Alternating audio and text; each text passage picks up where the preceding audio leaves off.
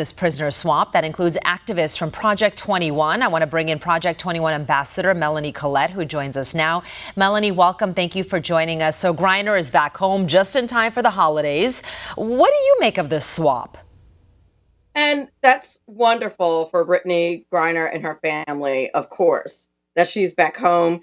Anytime any American who's held unjustly comes back home, it's a time for rejoicing, particularly around the holidays, of course.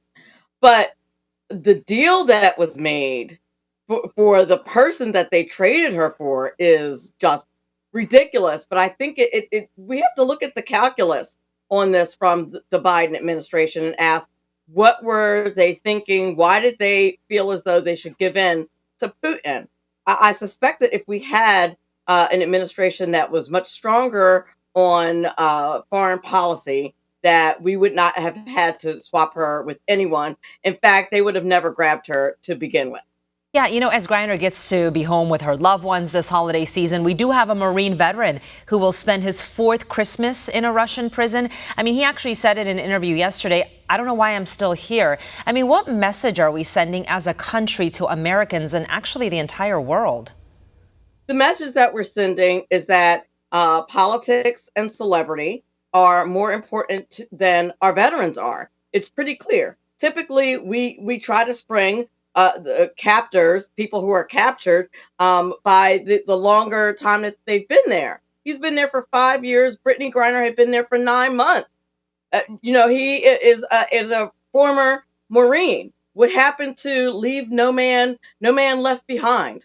What happened to that? That's a mantra and an ethos that's been in our military for years, that a creed that they live by. And the commander-in-chief just doesn't seem to have gone by that when it came to this particular swap. And in the meantime, returned a deadly, murderous person back to his army, returned a Russian veteran back to their country. I'm curious and for that, we got a celebrity. Right. I'm curious to know what happened really in the swap, because there are reports, reportedly, that an NBC reporter had put out saying that the White House was given a choice between Whelan or Brittany Griner, and they chose her, but then they changed that article.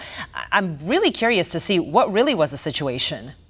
And we've seen that happen before, where, people have been dishonest about what actually took place, where the press finds out some detail that makes some politicians look bad, and then they backtrack on that information. It just looks very suspicious and increases the lack of trust that the public has with the press and their relationship with the press. I mean, the mainstream media's popularity rate is just a little bit higher than Congress. Yeah. And that's saying something.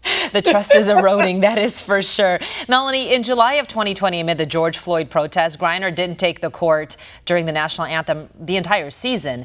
You think she's had second thoughts about doing that again now that she's back in the land of the free and the home of the brave? I mean, she's had 10 months to think about it.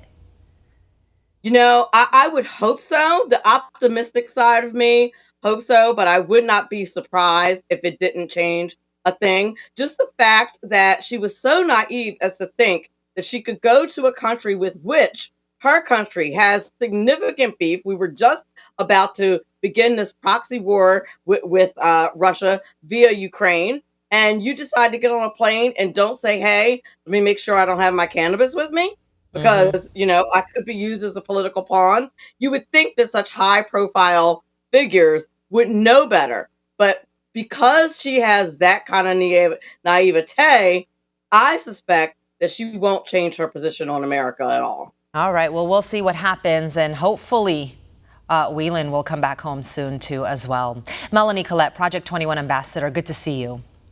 Thank you.